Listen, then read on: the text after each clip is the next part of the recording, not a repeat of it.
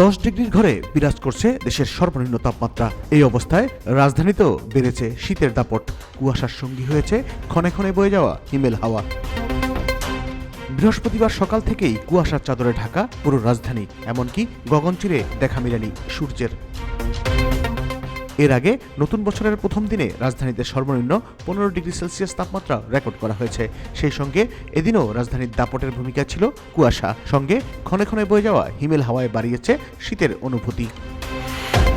আবহাওয়া অধিদপ্তর জানিয়েছে, চলতি জানুয়ারিতে দেশের শীতের তীব্রতা আরও বৃদ্ধি পেতে পারে।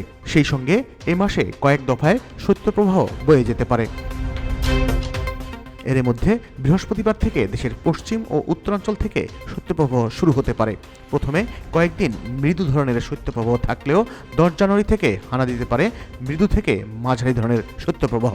এছাড়া পরবর্তীতে শৈত্যপ্রবাহের স্থায়িত্ব বাড়লে তা তীব্র হতে পারে বলে জানিয়েছে আবহাওয়া অধিদপ্তর।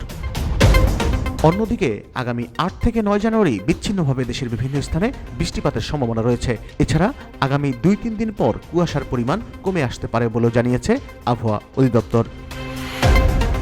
বর্তমানে রাজধানী সহ সারা দেশে কুয়াশায় যে বৃহৎ চাদর দেখা যাচ্ছে তা আবহাওয়াবিদরা অ্যাভেকেশন ফগ বা পরিচালন কুয়াশা বলে অভিহিত করেন। এটি মূলত দীর্ঘ সময় ধরে স্থায়ী হয়, যেমন গত বছরের জানুয়ারিতে প্রায় 2 সপ্তাহ এমন কুয়াশা ছিল।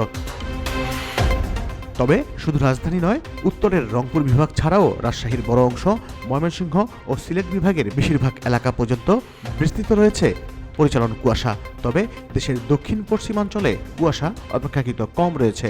মূলত উত্তরাঞ্চল দিয়ে এ ধরনের কুয়াশা ভারতের দিল্লি, উত্তরপ্রদেশ, বিহার ও পশ্চিমবঙ্গ হয়ে বাংলাদেশে প্রবেশ করেছে।